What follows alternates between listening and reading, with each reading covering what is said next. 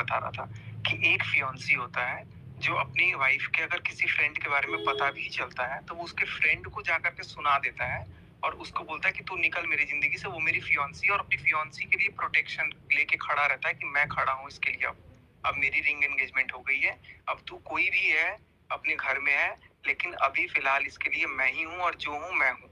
और उसका हाथ थाम के उसके साथ आगे बढ़ता है। उसको बदनाम नहीं कर रहा था मैं, और इसके कहीं से वो रिकॉर्डिंग अगर आप सुन भी लोगे तो ये फील नहीं होगा कि मैं उसको बदनाम किया हूँ, और ना मैंने मनीषा के लिए आज तक कभी कोई ऐसा शब्द बोलना है। हाँ, गुस्से में जो कम्युनिटी चली वो, लेकिन मैंने पर्सनली किसी तीसरे को ये फोन करके मनीषा की बदनामी नहीं करी है, ना आज भी कर रहा हूँ और ना मैं आज कर सकता हूँ, क्योंकि मनीषा अपनी जगह बिल्कुल सही है, वो कहीं से भी गलत नहीं है।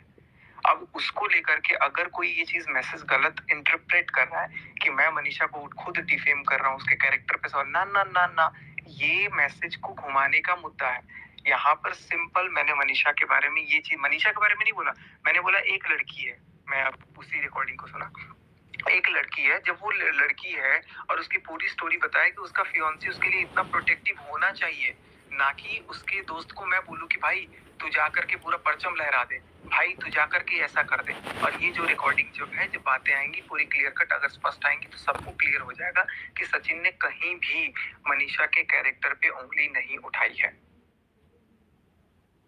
में भी मनीषा के कैरेक्टर पे कोई पॉइंट आउट नहीं किया है। अगर वो है तो भाई ठीक है, अपना बोलेंगी और जैसा भी होगा वो जस्टिफाई करेंगी, क्योंकि कैरेक्टर असैसिनेशन की बात है।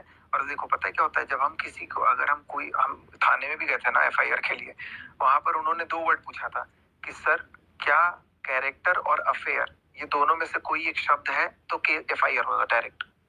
तो डायरेक्ट कैरेक्टर वर्ड यूज किया गया है और डेफिनेटली हम लोग उसके अगेंस्ट बात करेंगे कि क्या करना नहीं करना है। तो वो चीज हम देखेंगे और उसको प्रूफ करना पड़ेगा कि क्या बातें मैंने बोली है और उनको किसने राइट दिया कि किसी के कैरेक्टर पे या मेरी उंगली उठाई। ठीक है, वो सारी चीजें वो एविडेंस देंगी इस बात का।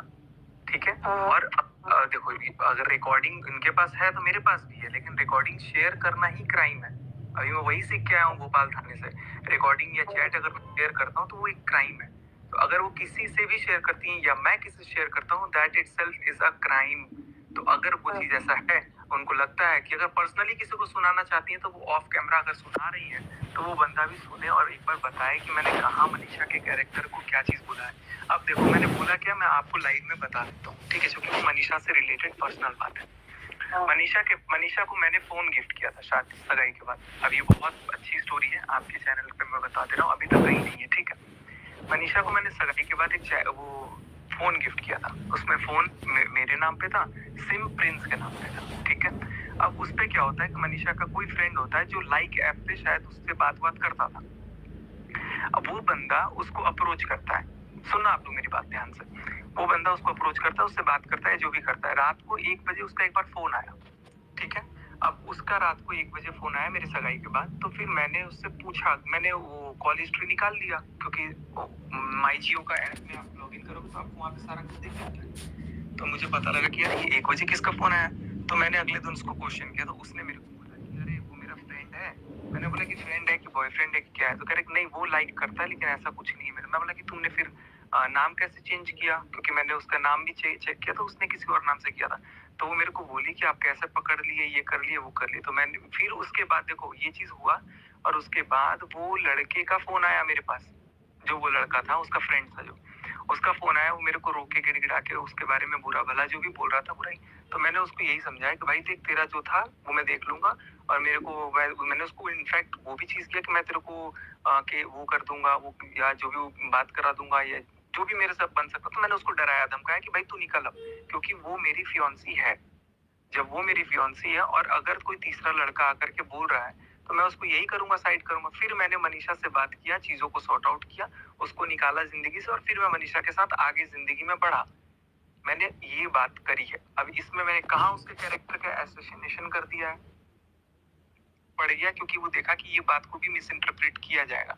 और मेरी जरूरत मैंने पर्सनल उनको बताया था, ये इसलिए बताया था क्योंकि पूरे जमाने को ये लग रहा था। क्यों बताया था सचिन आपने? क्यों बताया था?